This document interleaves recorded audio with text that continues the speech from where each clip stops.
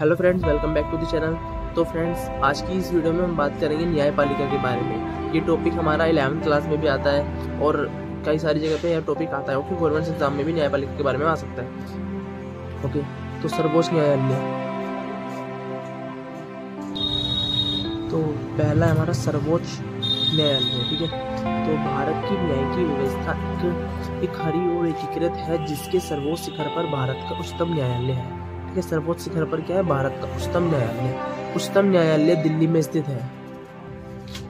ठीक है, उच्चतम न्यायालय की स्थापना, यह गठन अधिकारिता शक्तियों के विनियमन से संबंधित विधि निर्माण की शक्ति भारतीय संसद को प्राप्त है। उच्चतम न्यायालय का गठन संबंधी प्रावधान अनुच्छेद 124 में दिया गया है। उच्चतम न्यायालय में एक मुख्य न्यायाधीश तथा 30 अन्य न्यायाधीश होते हैं। ठीक है, नोट है कि उच्चतम न्यायालय की मुख्य न्यायाधीश सहित कुल 8 न्यायाधीशों की व्यवस्था संविधान के मूलतः की गई थी। बाद में काम के बढ़ते दबाव को देखते हुए 1956 ईस्वी में उच्चतम न्यायालय अधिनियम में संशोधन कर न्यायाधीशों की संख्या बढ़ाकर 11 की गई। ठीक है, और तदुपरांत 1960 ईस्वी में यह संख्या पुनः बढ़ाकर 14 और 1970 ईस्वी में 18 और 1986 ईस्वी में 26 हो गई। केंद्र सरकार ने 21 फरवरी 2008 को उच्चतम न्यायालय में मुख्य न्यायाधीश की अतिरिक्त न्यायाधीशों की संख्या 25 से बढ़ाकर 30 करने का फैसला किया। इन न्यायाधीशों की नियुक्ति राष्ट्रपति के द्वारा होती है। जो ये न्यायाधीश होते हैं उनकी जो नियुक्ति होती है, चयन होता है, वो किसके द्वारा होता है? राष्ट्रपति के द्वारा। लेकिन उच्चतम न्यायालय के न्यायाधीश बनने के लिए न्यूनतम आयु सीमा निर्धारित नहीं की गई है। एक बार नियुक्ति होने के बाद इनके अवकाश ग्रहण करने की आयु सीमा 65 वर्ष है। ठीक है, एक बार अगर ये न्यायाधीश बन जाए तो इनकी जो वहाँ पर ये रहेंगे, उनकी जो 65 वर्ष है। इनका मतलब कि वहाँ से वो होता है, जब इन्हें वहाँ से वो किया जाता है, मतलब 65 वर्ष की आयु में रिटायर हो जाते हैं। क्या उच्चतम न्यायालय के न्यायाधीश साबित कदाचार तथा अर्थसमर्था के आधार पर सांसद के प्रत्येक सदन में विशेष बहुमत से पारित समावेदन के अधिकार पर राष्ट्रपति के द्वारा हटाए जा सकते हैं। उच्चतम न्यायालय के मुख्य न्यायाधीश को 1 लाख रुपए प्रति माह व अन्य न्यायाधीशों को 90,000 रुपए प्रति माह वेतन मिलता है।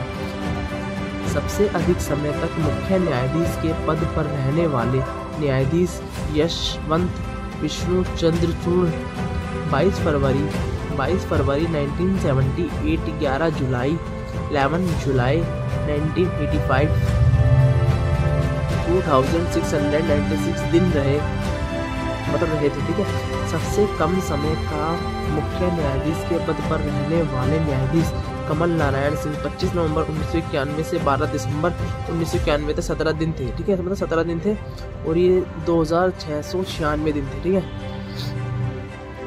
उसके बाद है सबसे कम वाला। ठीक है, वर्तमान में 28 अगस्त 2017 से 2 अक्टूबर 2018 तक के लिए मुख्य न्यायाधीश दीपक मिश्रा है। ठीक है, और कुल इनका जो कुल उस पर अभी तक है वो कुल 421 दिन है। ठीक है, जब भारतीय न्याय की पद्धति में लोकहित मुकदमा अपील PIL लाया गया, तब भारत के मुख्य न्यायमूर्ति PN भगवती थे। ठीक है, जब बिल PIL लाया गया था, जब उसके मुख्य जो न्यायमूर्ति कौन थे? PN भगवती। ठीक है, उच्चतम न्यायालय के न्यायाधीश के लिए योग्यता है। उच्चतम न्यायालय के न्यायाधीश के लिए योग्यता है। ठीक है, वह भारत का नागरिक हो। ठीक है, वह किसी उच्च न्यायालय अथवा 2 या 2 से अधिक न्यायालयों में लगातार कम से कम 5 वर्षों तक न्यायाधीश के रूप में कार्य कर चुका हो, या किसी उच्च न्यायालय या न्यायालयों में लगातार 10 वर्षों तक अधिवक्ता कर चुका हो, या राष्ट्रपति की दृष्टि में कानून का उच्च कोटि का ज्ञाता हो। ओके फ्रेंड्स, एक उच्चतम न्यायालय के न्यायाधीश अवकाश प्राप्त करने के बाद भारत के किसी भी न्यायालय या किसी भी अधिकारी के सामने वकालत नहीं कर सकते। जो उच्चतम न्यायालय के न्यायाधीश है, अगर वो छुट्टी पर है तो वो किसी भी भारत के किसी भी न्यायालय में किसी भी अधिकारी के सामने वकालत नहीं कर सकते। ठीक है। उच्चतम न्यायालय के न्यायाधीशों को पद एवं गोपनीयता की शपथ राष्ट्रपति दिलाता है। मतलब कि जो न्यायाधीश है उनको जो शपथ दिलाता है वो कौन दिलाता है? भारत के जो राष्ट्रपति है। ओके।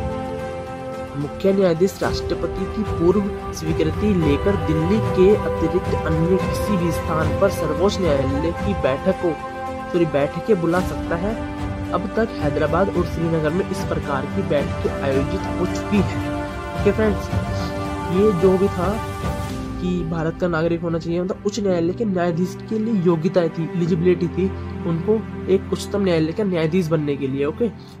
मतलब कि जो वहाँ का मतलब होता है ना, जो वहाँ पे ऑर्डर देता है या बिल्कुल फैसला सुनाता है, उसे न्यायाधीश बोलते हैं। ओके। फिर उच्चतम न्यायालय का क्षेत्राधिकार। ठीक है। तो उच्चतम न्यायालय में क्षेत्रीय अधिकार क्या है? प्रारंभिक क्षेत्राधिकार। ठीक है। पहला इसमें क्या है कि यह निम्न मामलों में प्राप्त है।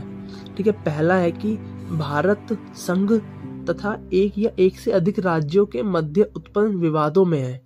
ठीक है। दूसरा है भारत संघ तथा कोई एक राज्य या अनेक राज्यों और एक या एक से अधिक राज्यों के बीच विवादों में। ठीक है। तीसरा है दो या दो से अधिक राज्यों के बीच ऐसे विवाद में जिसमें उनके वैधानिक अधिकारों का प्रश्न निहित है।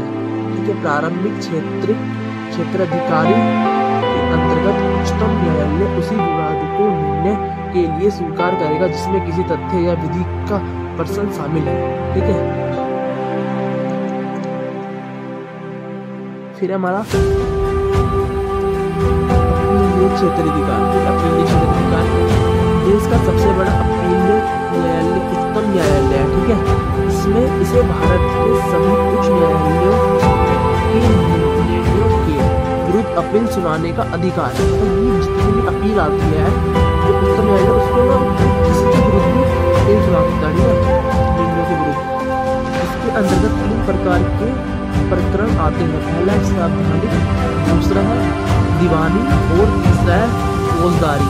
ठीक है। फिर तीसरा आ गया इसमें हमारा परामर्शदात्री क्षेत्राधिकार। राष्ट्रपति को यह अधिकार है कि वह सार्वजनिक महत्व के विवादों पर उच्च न्यायालय का परामर्श मांग सकता है। अनुच्छेद 143 न्यायालय के परामर्श को स्वीकार या अस्वीकार करना राष्ट्रपति के विवेक पर निर्भर करता है। ठीक है। तो चौथा है हमारा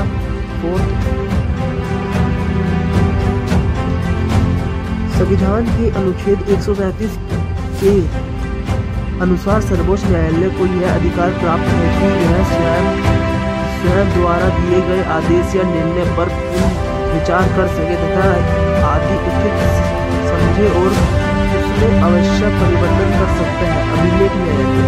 तो कितने अभिलेख न्यायालय? इसमें कहीं संविधान का अनुच्छेद 329 उच्च न्यायालय को अभिलेख न्यायालय का स्थान प्रदान करता है। इसका आशय यह है कि इस न्यायालय के निर्णय सब जगह साक्षी के रूप में स्वीकार किए जाएंगे और इसकी प्रामाणिकता के विषय में प्रश्न नहीं किया जाएगा। इससे हमारा मौलिक अधिकारों पर रक्षक। भारत का उच्चतम न्यायालय नागरिकों के मौलिक अधिकारों पर रक्षक है। ठीक है। अनुच्छेद 32 सर्वोच्च न्यायालय को विशेष रूप से उत्तरदायी ठहराता है कि वह मौलिक अधिकारों को लागू करने के लिए आवश्यक कार्रवाई करे। न्यायालय मौलिक अधिकारों की रक्षा के लिए बंदी प्रतिरक्षण आदेश प्रतिषेध अधिकार पश्चात लेख और उत्तरषेण के लेख जारी कर सकता है। तो इसमें नोट किया है कि उच्च न्यायालय के संविधान के निर्वाचन संबंधित मामलों की सुनवाई करने के लिए न्यायाधीशों की संख्या कम से कम 5 होनी चाहिए। अनुच्छेद 145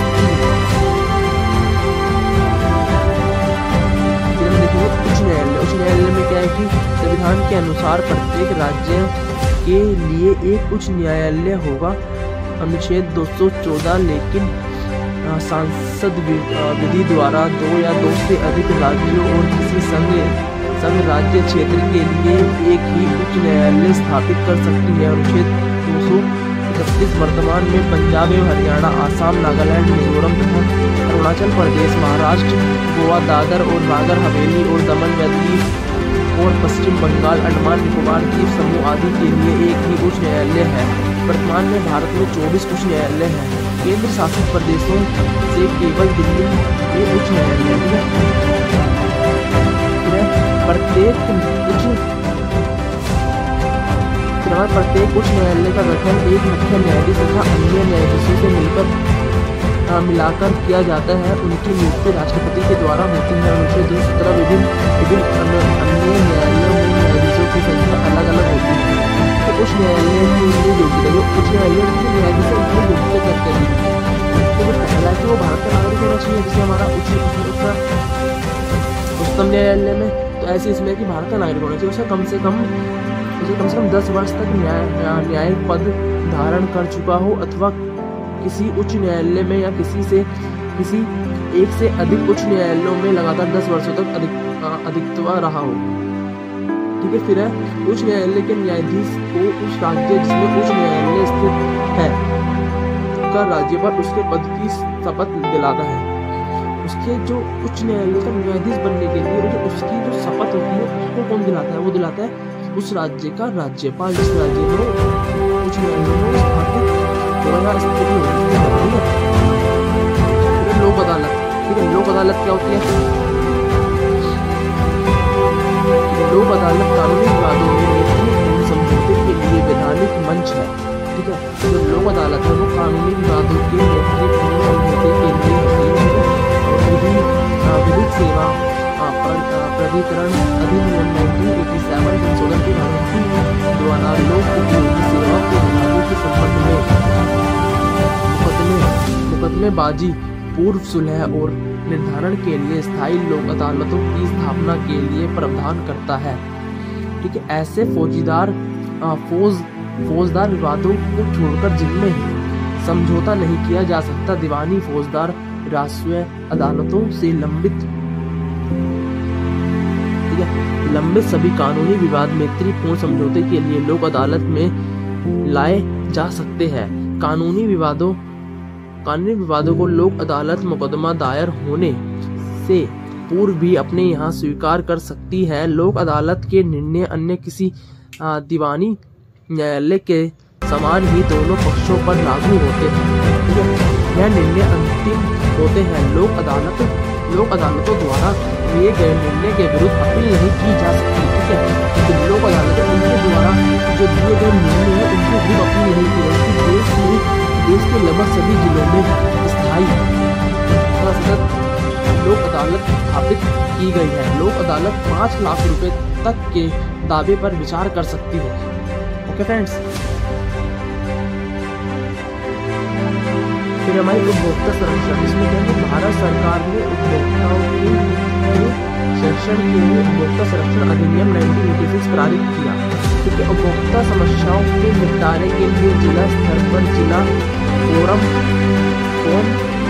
राज्य स्तर पर राज्य उपभोक्ता विवाद निवारण आयोग तथा राष्ट्रीय स्तर पर राष्ट्रीय उपभोक्ता विवाद निवारण आयोग का गठन किया है।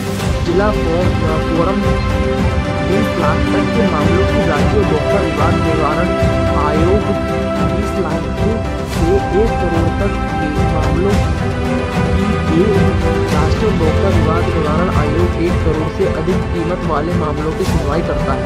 केंद्रीय प्रशासनिक अधिकरण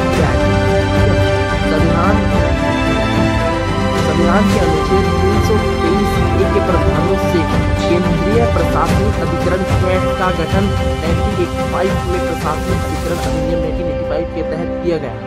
ओके। उस समय भारत के प्रधानमंत्री राजीव गांधी थे। ठीक है। कैट का अध्यक्ष उच्च न्यायालय के वर्तमान तथा सेवानिवृत्त न्यायाधीश होता है। अध्यक्ष के अलावा इसमें 16 उपाध्यक्ष एवं 39 सदस्य होते हैं। ये सदस्य न्यायिक एवं प्रशासनिक दोनों क्षेत्रों से लिए जाते हैं। Okay friends. फिर हमारा उच्च न्यायालय के न्यायाधीशों का अवकाश ग्रहण करने की अधिकतम उम्र सीमा 62 वर्ष से 65 वर्ष प्रस्तावित है। 62 वर्ष से 65 वर्ष प्रस्तावित है। उच्च न्यायालय के न्यायाधीश अपने पद से राष्ट्रपति को संबोधित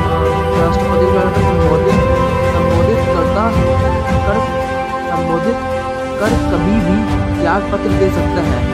उच्च न्यायालय के न्यायाधीश को इसी प्रकार अपदस्थित किया जा सकता है जिस प्रकार उच्चतम न्यायालय का न्यायाधीश पद मुक्त किया जाता है। तो फ्रेंड्स,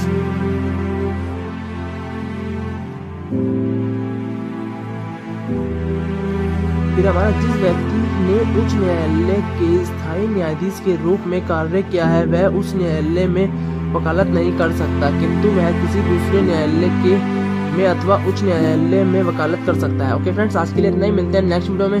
अगर आपको वीडियो अच्छी लगी तो लाइक करें, चैनल पर सब्सक्राइब करें। Thank you so much friends.